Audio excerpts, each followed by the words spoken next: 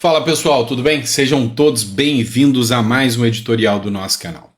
Vamos lá, a gente vai abordar alguns temas hoje. A gente vai falar de uma fala do Gustavo Gaia aí, que deixou as feministas malucas, e a gente vai discorrer um pouco sobre isso aqui. Vocês sabem que eu gosto muito do Gustavo Gaia, da atuação dele, embora eu não o conheça pessoalmente. Vou falar também aqui do recuo do Lula. Pois é, arregou mesmo bonito contra o agronegócio. A coisa não ficou tão bonita quanto ele queria. E aqui eu tenho que parabenizar o Lula. Vai ser meio complicado, né? Mas a gente é coerente aqui no que a gente faz aqui no nosso canal. Então, isso e muito mais vai ser tema aqui do nosso vídeo. Seja muito bem-vindo. Eu vou ter que te pedir para se inscrever, curtir, compartilhar, porque o YouTube exige que a gente faz isso para a gente ter relevância aqui na plataforma. Então, dá uma ajuda para a gente aí. E é o segundo editorial do dia. Nesse editorial, desejo você sempre uma mesa farta e repleta de bênçãos. Bora começar? Vamos lá? É o seguinte, vou trazer esse conteúdo aqui que foi divulgado no jornal Metrópolis. Deputado bolsonarista, que é o Gustavo Gaia, diz que o feminismo fudeu com a sociedade. Abre aspas, são palavras dele e do próprio Metrópolis aqui, é o título, tá? Eu vou colocar esse trecho que ele falou e eu vou tecer alguns comentários aqui, beleza? Vamos começar. Feminismo é o câncer. Desculpa, vou falar a verdade. Fudeu com a nossa sociedade. Fudeu. Não, acho que nenhuma ideologia... Talvez ideologia de gênero consiga ser mais perversa que essa, mas o feminismo é uma ideologia que fudeu com a sociedade. O feminismo defende as mulheres? Defende porra nenhuma. O feminismo colocou as mulheres contra os homens. O feminismo está incutindo na cabeça da mulher uma perversidade tamanha que é cuidar da família não é importante. O importante é a sua carreira. Ao invés de nós tentarmos ensinar aos homens o oposto, que é a sua carreira não é o que te importa, é cuidar da sua família. Não, a gente pegou e está ensinando as mulheres que já faziam a coisa certa a fazer o errado. E aí tem o ódio, promiscuidade, vida sexual precoce, não quer criar filhos, acha que filho é um fardo, ou seja, feminismo tirou a mãe das casas. Feminismo. Vamos lá, vocês viram esse trecho aqui que causou muita polêmica. Eu vou citar, lógico que a minha forma de citar isso aqui é diferente da do Gaia, né? Eu sou filósofo e eu vou levar para o lado filosófico, porque essa questão do feminismo, desde a de Beauvoir lá, né, ela acerra discussões acirradas, ela cria discussões acirradas. Mas eu vou abrir um parênteses aqui. Desse podcast que eles estão, tá? Esse podcast, para quem não conhece, deixa eu mostrar para você aqui, ó. É o podcast Três Irmãos. Não tô ganhando nada para fazer isso aqui, não é propaganda paga não, viu? Mas se você quer um podcast top, que não tem medo, e a gente tem que fortalecer esses podcasts, vocês viram o que aconteceu com o Monark, aqui a liberdade de expressão acontece, e esses caras aqui, o Rodrigo e o Tchorró, são dois gigantes, amigos meus, e tô recomendando o canal. Se você quer um podcast de qualidade, digita aí, podcast Três Irmãos, eu tenho certeza que você vai gostar, tá? Foi de graça, porque eu gosto dos caras. Vamos lá, vamos falar de feminismo um pouquinho? Tema polêmico, né? Pondé. Sou fã desse cara. O que o Pondé fala nesse livro, que é Filosofia para os Corajosos? Ele aborda o tema do feminismo aqui. Ele encara o feminismo como uma desconstrução das relações sociais entre o homem e a mulher. A mulher, ela só perdeu a proteção do homem ao defender o feminismo. Não sou eu que estou falando, é o Pondé. Aqui, segundo o Pondé, e essa análise é interessante, ele diz o seguinte: a mulher lutou para ter direitos, mas o direito que ela conseguiu foi ter que dividir a obrigação de sustentar a casa. Porque antes o homem, ele dava à mulher o direito de ter um trabalho, de poder ajudar na casa, sustentar ou ganhar o próprio dinheiro e ficar com ela. Hoje, a feminista tem o dever de trabalhar, porque criou uma relação em que os homens de hoje são afeminados e são frouxos, do ponto de vista da masculinidade e da cultura que traz aí a proteção do homem em relação a uma mulher. Você pode ver também na TV Cultura, pesquisa aí, a Thaís Oyama, que é de esquerda, tá? O Pondé faz uma entrevista com ela e pergunta para ela: o feminismo representa a mulher como um todo? E a Thaís Oyama, mesmo sendo de esquerda, ela diz: elas nem sabem o que é ser uma mulher.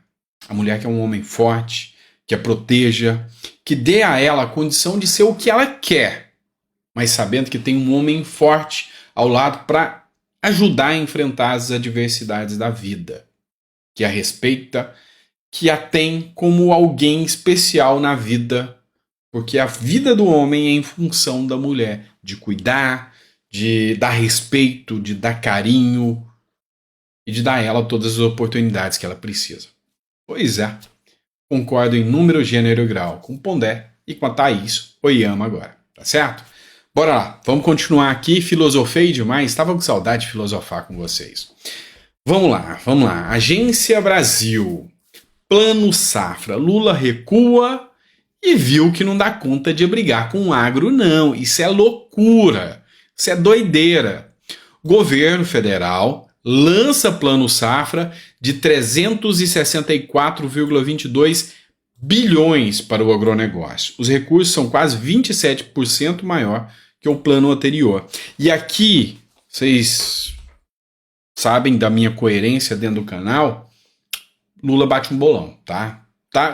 Sabe, tirando as pautas ideológicas que eu detesto do Lula, tirando as falas absurdas que eu detesto do Lula, eu não sou nem um pouco apoiador do Lula, mas eu não vou ser hipócrita e incoerente no que tem que ser feito. O agro é o motor que sustenta a economia brasileira. E o cara estava indo na contramão, afagando o invasor de terra que vai para extorquir fazendeiro, enquanto ficava atacando e criticando, ao ponto de fazer uma fala verborrágica, idiota, de que a minha diferença com o agro é ideológica. A diferença com o agro é comida na mesa.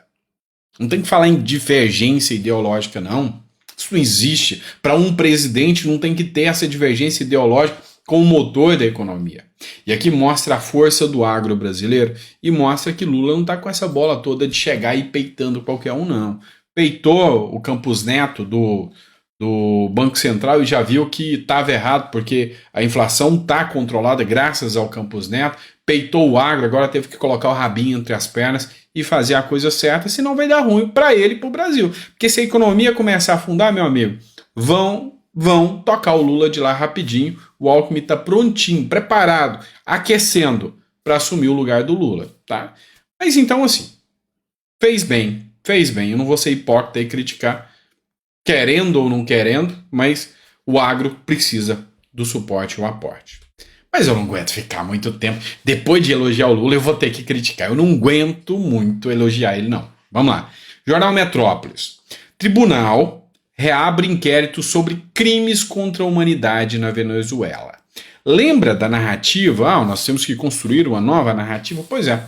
O Tribunal Penal Internacional, ele reconheceu e agora reabriu o inquérito de violações de direitos humanos. Milhares de pessoas assassinadas pelo regime. Mulheres abusadas. Tem um caso de uma juíza que, por questionar Maduro nas redes sociais, ela foi trancafiada dentro de uma prisão, abusada por mais de 18 homens, e está no livro dela. Então, este é um regime que toma bens, toma propriedade particular das pessoas. E aí, essa matéria da Metrópolis é clara, falando sobre o que acontece em relação ao regime. Aquilo que Lula chama de narrativa, nós, brasileiros sensatos, sabemos que é ditadura, que há violações. Converse com qualquer venezuelano que vai passar pela sua cidade, porque eles estão aos montes aí dentro do Brasil, caçando melhores condições de vida, porque lá não dá para sobreviver por causa do escárnio que é a atuação do governo. E aí, nós temos aqui um presidente que ontem deu a seguinte fala no O Antagonista.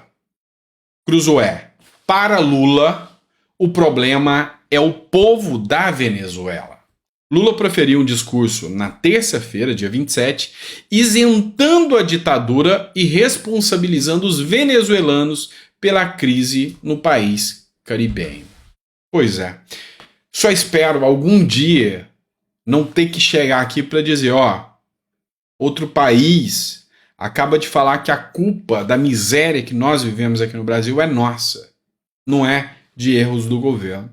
Só não espero seguir o mesmo caminho, o mesmo traçado da Venezuela. Se há uma coisa que não existe lá, é democracia.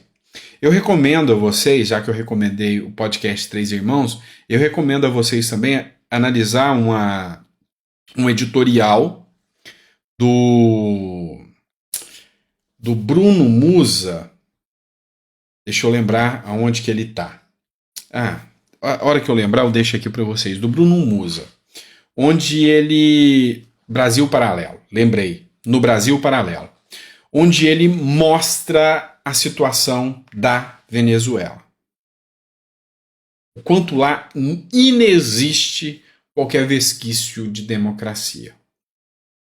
E aí, eu te recomendo também assistir um vídeo, mas eu não vou saber qual é, eu acredito que você vai conseguir analisar, que é do Pedro Doria, do canal do Meio. E ele fala que ele fez a cobertura da votação na Venezuela, antes de tudo isso acontecer, lá atrás. Diz ele que a milícia do Maduro buscava as pessoas nas casas delas, acompanhava essa pessoa até a urna de votação, via ela marcar o voto e colocar lá dentro. Essa é a democracia, essa é a narrativa que o Lula diz que é democracia. Aí fica muito difícil, né, meu amigo? Fica muito difícil mesmo. Vamos lá, pessoal. Obrigado por ter ficado até o final do vídeo. Estendeu um pouco, né? 12 minutos. Mas é sempre um prazer estar discutindo com você aqui. Hoje foi um papo mais cabeça, sabe? Deixei a CPMI de lado, deixei algumas pautas mais políticas de lado, para a gente falar hoje um pouco mais filosoficamente de tudo que vem acontecendo. E entenda uma coisa, o povo, dentro do artigo 1º da Constituição, ele é soberano.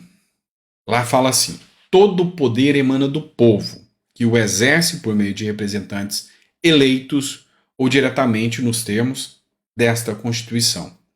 A partir do momento que esse poder é tirado do povo, o judiciário começa a tomar medidas que extrapolam a liberdade de imprensa, a liberdade de expressão, que trazem censura.